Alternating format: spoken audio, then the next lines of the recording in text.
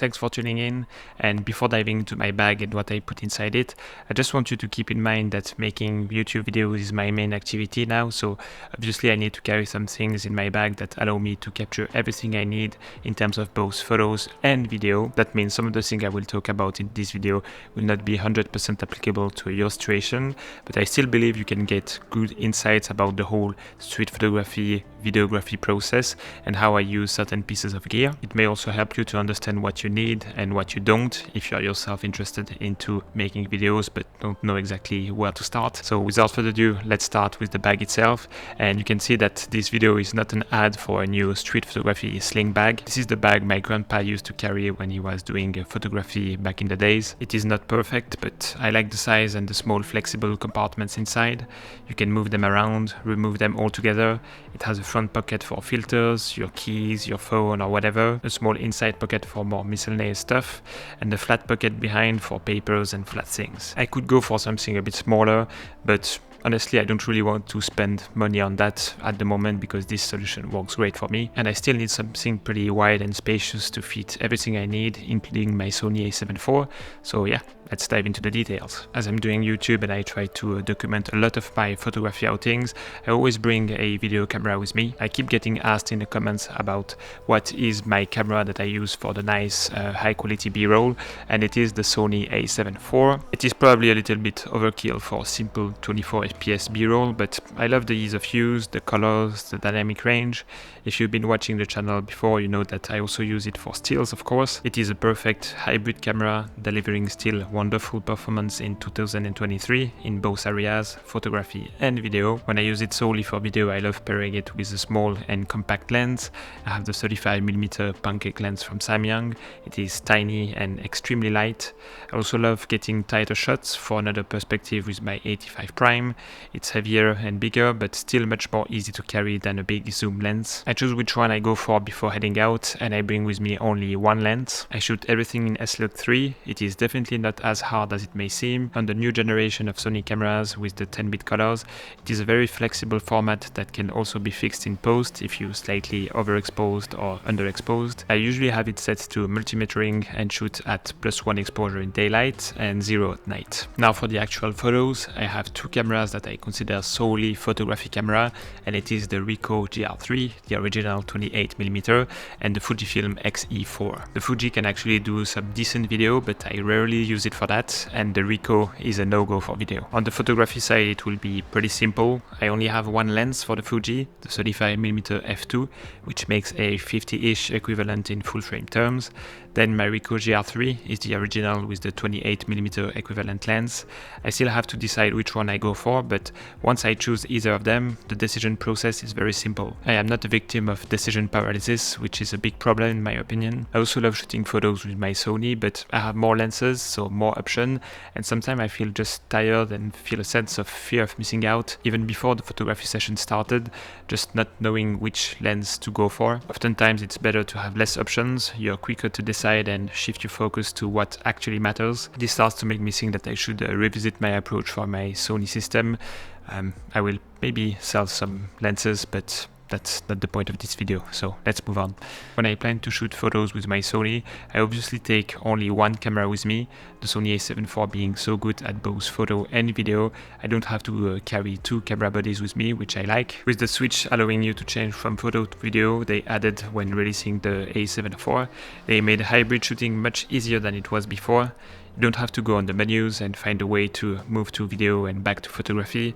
You have this tactile feedback, letting you keep your focus on your surroundings and be less likely to miss moments. This one too is not applicable to all street photographers because it is a video-centric piece of gear, but I always bring some sort of ND or variable ND filter with me in order to get the best looking possible B-roll. In a lot of situations you will need an ND filter to stick to the 180-degree rule, especially if you shoot in log format that bumps your ISO at 800 or 640 depending on your camera. The filter I would go for depend on the lens I choose. I have a 67mm Polar Pro VND that is pretty beaten up but still works fine.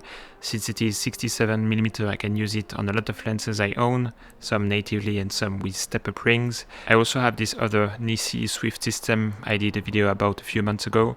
It is a big 82mm filter thread, so I usually use it with my Sigma 24-70, but that can be adapted to all my other lenses too. It just feels a bit weird to use it on my tiny pancake lens, but I can do it, and it is actually my best option when it comes to hybrid shooting. With the Swift system, you can put the filter on and off very fast without screwing and still being very secure.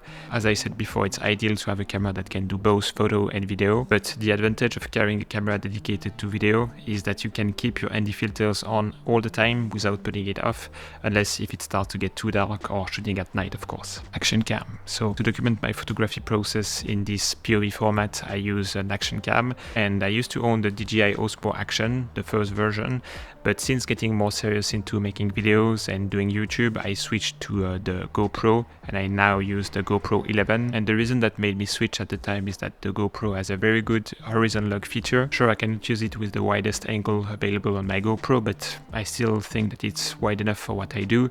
And the main benefit is that I really don't have to care about the position of my GoPro. One thing that always put me out and made me lose my focus on my photography was to constantly check every 5 minutes if my action cam was not completely off position. So now that I have this feature, I'm way less distracted by that. I stick my GoPro to my sling bag using a clip.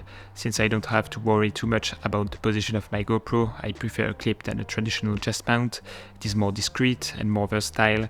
It can serve as a mini tripod in some situations. It is also much easier to remove and put it in your bag once you're done with it. I got myself a very cheap clip from Amazon. It is not the official one, but does the job perfectly. I sometimes bring an extra GoPro battery with me, but I actually prefer using only one. It gives me roughly an hour and a half of record time, which is plenty enough. Even if I plan on shooting the whole day, I prefer using the battery carefully and use different methods like nice B-roll or even my phone to document my photography if I run out of battery. The files are also quite huge, so I don't like to have hundreds of gigs of video to deal with. Since we are talking batteries, I would definitely bring some for my Ricoh GR if I plan on shooting with my GR3. As you know, the battery life is quite short, so spare batteries are necessities if you plan on shooting for several hours in a row. But then if I have my Sony for video and my Fuji for photos, I don't necessarily bring spare batteries. The Sony only for video can go a long way with only one battery, and it is the same for the Fuji if it's only used for photos. When I am on my hybrid setup with only my Sony, I would bring an extra battery just in case. Doing both photo and videos is more draining, but actually the big chunk batteries we have on recent camera bodies can last quite long. I have one camera strap that I would stick to my photography camera or my Sony if I use it in a hybrid way. I actually changed my mind on camera straps because back in the days I would prefer going for a wrist strap, but since I got myself a very thin and light camera strap, I think it's better because it serves two purposes. It's easy to wrap around your wrist and make it a wrist strap, and then you can use it as a normal neck strap, which will make you put your camera in your bag less often. I have taken a few very good photos in the past year when walking across railway stations, for example, with all in my bag and stuff. I see suddenly a good photography opportunity and I could capture it because my camera was still reachable. If it was in my bag, no chance that I would have got it. Only one strap is enough for me because when using my Sony only for video, I would keep it in my bag, take it out to capture a few clips, and then put it back in the bag. So let's talk about earphones, and maybe 2-3 months ago I would have put them in my Miscellaneous, even though I cannot pronounce this word, but anyway, or even not talk about them at all. But recently I've been really keen on using earphones when doing street photography, not when exploring somewhere new or when with someone, but when in Hiroshima, in the streets, seeing the landscape I've seen hundreds of times. Music really helps me to get into the zone. It helps me shutting down the negative thoughts I would have, just like, I don't know, it's the same streets, the same people, things that I've seen hundreds of times. It is not inspiring. Really the kind of thoughts that prevent you from doing the photography, from taking the shots and putting in the work. I have the AirPods Pro first generation. They are old and buggy. Noise cancellation is not working very well when walking anymore, but it might be a good thing. I just don't use it at all. And noise cancellation is good when sitting at a desk, in a cafe or a plane, but maybe not when walking around the city filled with people and cars. So let's talk about the miscellaneous stuff, and we are a few minutes later and still I cannot pronounce this word. even write it is quite complicated actually. But these are the little stuff that are quite obvious, but still worth mentioning, I believe. Putting my phone and my wallet in my bag is actually a good thing because first of all, I don't have anything in my pocket, so it's easier to move, but also because I reach out to my phone less often, which is good to stay focused. Sometimes I would have a bottle of water or some snacks, but I'm living in Japan, a country where you can pretty much access at least drinks anywhere. Even deep in the countryside, you will have a vending machine with fresh drinks, so I can spare a little bit of weight and don't bring water with me all the time. So if we talk about SD cards, I have pretty big capacity SD cards in all of my cameras, including my GoPro, so I actually never bring spare SD cards with me. So far in my career, I never faced a situation where I didn't have any more space on my SD cards. I just deload the cards and format them in a very systematic way, and I'm good to go. I also always bring a microfiber cleaning cloth with me, and that's pretty much it. That's all I bring in my street/travel photography bag. Okay, so here is the bag in its final form, and in this example I would be shooting with the GR3. So I have here my video camera, and in such case I stick a ND filter and keep it on all the time, so it's quite easy on that side. Then here I would have the GR in one of the compartments with the little pouch with the spare batteries and the action cam, GoPro 11. Here I have my wallet.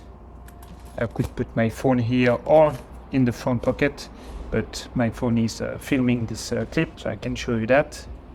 And in this pocket I have my headphones, or earphones actually, and cleaning cloths.